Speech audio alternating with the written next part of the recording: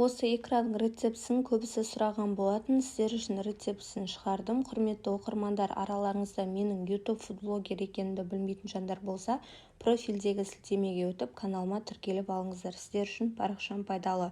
Қызып тұрған майға пиязды салып, сарғайтып, қуыртып аламыз. Үстінен болгар бұрышын салып, тағы да кішкене қуырамыз.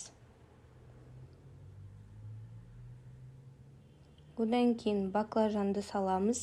Баклажанды салғаннан кейін кішкене ұзақтау қуырасыздар және сарғыш түске енгенше, сонда өте әдемі болып шығады. Үстінен қызанақтарды саласыздар. Егерде қызанақтарыңыз суы болса, өте дәмі ерекше болып шығады.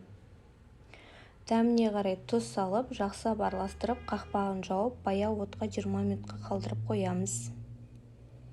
20 минуттан кейін үстіне сарымсақ қоссаңыздар, енді дәмі өте ерекше болып шығады. Жақсылап араластырып 5 минутқа қалдырып қойсаңыздар, біздің өте оңай әрі өте дәмді икрамыз дайын. Жаз мезгілінде күнде жесек те жалықпайтын тағамдарымыздың бірі. Нан батырып жесеңіздер тіптен керемет. Егер де рецепт пайдалы болса, сақтап алуды ұмытпаңыздар. Сіздермен болған Балнұр. Назарларыңызға көптен көп рахмет.